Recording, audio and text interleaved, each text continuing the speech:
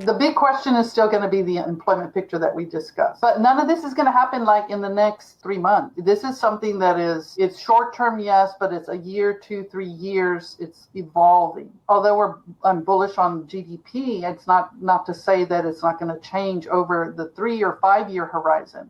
But short term, we're still very robust. And so that's the good news. But I suppose for your retail investors or anyone who's thinking about these issues, we want to separate out some of that noise, that volatility that scares us so much, and think, okay, what is the logical path that's going on here? We know those supply chains are coming back into Mexico. They're going to take a couple of years. Now might be ground level to pick and look at some of these industries and say, what's going to benefit from these changes? I hope in the employment picture that we take a different view and we say, we need construction workers, so let's give them construction visas like we do in the agricultural sector to help address some of the shortages throughout the country. It's a rotation through the country and then they go back to their home. Why couldn't we think that way for construction and other things to help? So she's pointing out this reshoring, nearshoring trend that we've been calling out for years and have been putting capital to work in this trend, saying it's a very, very big thing, and is predicting higher GDP growth because of that.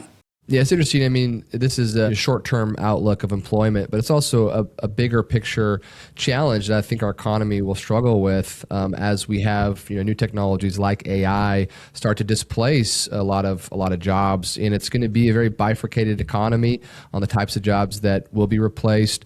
And I think part of the reason she is a believer there's going to be higher inflation is because of those labor constraints, especially in the shortages we're seeing in agriculture and healthcare and in construction, et cetera, and also leads her to believe in the higher GDP growth, which is out of consensus, but it's hard to argue with her points. Yeah, we're seeing a weakening demand for white collar jobs and a growing demand for blue collar jobs, and I echo her call for very smart immigration policy. We need foreign workers and to supplement our workforce. And so hopefully every politician is going to hear this podcast and put together a smart immigration policy.